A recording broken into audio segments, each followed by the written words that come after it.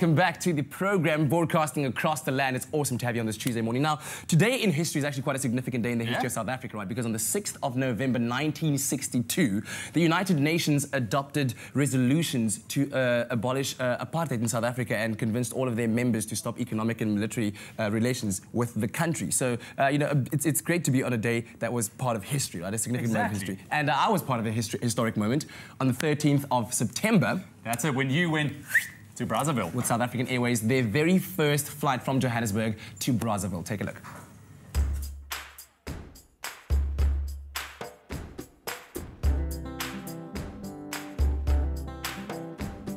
We are actually an African airline, and we need to establish our presence on the continent more than any other continent. And we have chosen these particular destinations very carefully. Most importantly, they are viable, feasible economic situations for us. We can fly there and we can make money, not only for ourselves, but for our government and our people as well. The new route means that travelers from the Republic of Congo can now fly to Johannesburg from 2 destinations, Pointe Noire and Brazzaville. Airlines thrive on getting new routes, and a route like this adds more depth and breadth to the airlines. Apart from that, it also connects people from different cultures, connects businesses, and then it makes travel so much more seamless, because what we do is we're able to take our passengers out of Brazzaville and put them through to almost 700 destinations around the world. Quite a historic moment for SAS. Not one to let the grass grow under my feet, I was on the first flight to Brazzaville. Well, it's been a long and highly anticipated wait, and finally I'm here aboard South African Airways flight SA84 to Brazzaville, the capital city of the Republic of Congo. I've got my passports and my visas all stamped out and ready, guaranteeing me access to the country, and I can't wait to explore this beautiful part of Africa. For now though, I'm going to be sitting back, relaxing, enjoying this great atmosphere, and just really taking in this flight. Business class. With growing socio-economic ties between Congo and South Africa, passengers are expected to be a mixture of business travelers, traders and families. Congo holds great potential. It's a country that has emerged from conflict. The future has great potential. I foresee the relations between the two countries being strengthened further. Flights to and from Brazzaville are on Thursdays and Saturdays, opening new possibilities for globetrotters in both cities.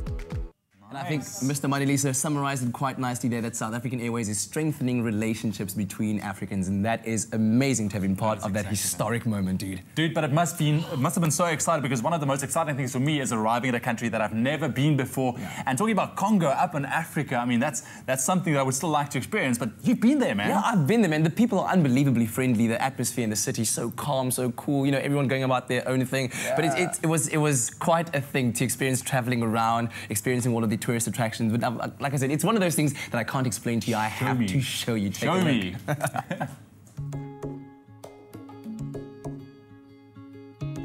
Here we are, the capital city of the Republic of Congo, Brazzaville. It's taken me 4 hours to get here by plane, and the next few days are going to be packed with adventure and excitement. Now, so far what I've learned about this part of the world is either what I've read or what I've been told by others. And now's my chance to experience it firsthand. Welcome to Brazzaville! Founded more than 130 years ago, Brazzaville's home to an estimated 1.5 million people.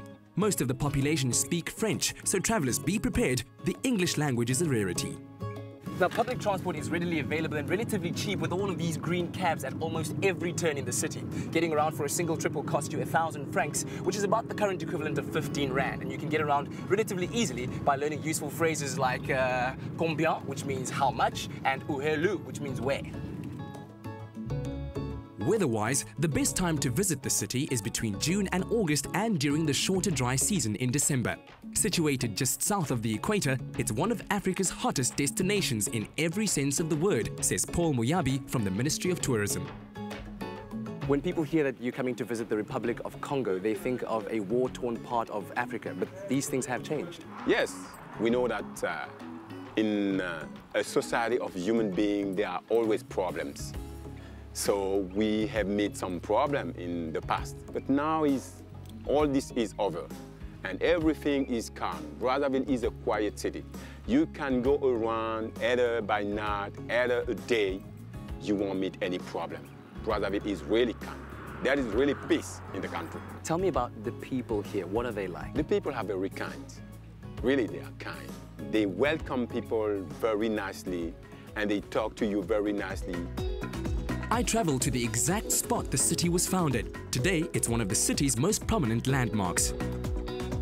So this piece of land we're on is a very important one in the history of Brazzaville because this is the land that was given to Pierre Sauvignon de Brazza by King Makoko back in the 1880s when the king asked him to settle very near the Congo River, which is right behind us. And this is where it all started, where he founded Brazzaville.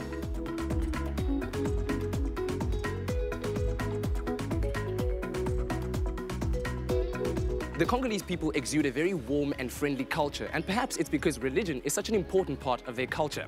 Now, a trip down to the capital city would not be complete without a visit to the iconic St. Anne Basilica right here next to me, built in 1943 and designed by renowned Frenchman Roger Herel. Now, most notable about this building is the green roof, lined with more than 200 of these green glazed tiles.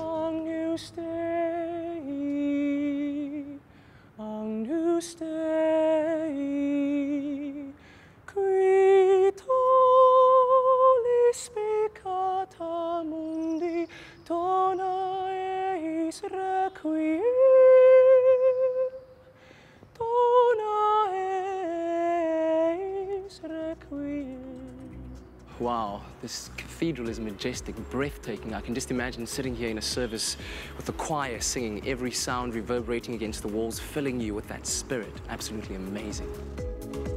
Some 3/4 of the population is Christian, 2/3 of which is Roman Catholic.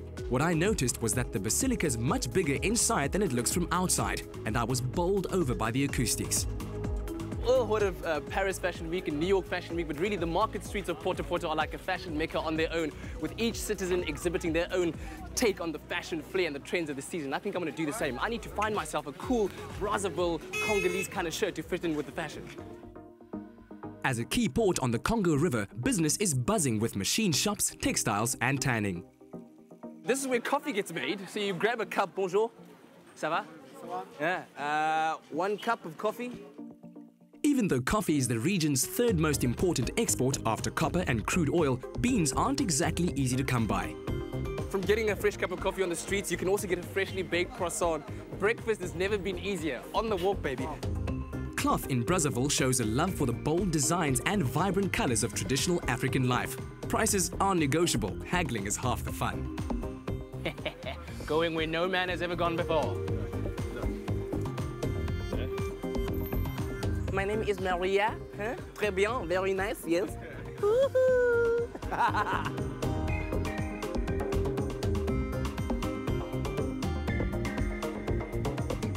Wow, man, so as you can see, you are really spoiled for choice. Every conceivable pattern and color is like strewn across the street. I think I like this one. I think I can like this one. Huh? What do you think? Nice, let's see if I can get a bargain. As colorful and striking as the shirt is the monument dedicated to Charles de Gaulle, who helped to change the relationship between France, West Africa and the rest of the world. And then it was time to kick back at Mami Wata, a top spot with a lovely view of the river and an abundance of fresh fish. Tune in again tomorrow as I get a taste of the city's culinary scene. Well, it's been quite a day. I've enjoyed every single moment of it and I've learned so much. And all of this has just whet my appetite to explore even more of what Africa has to offer.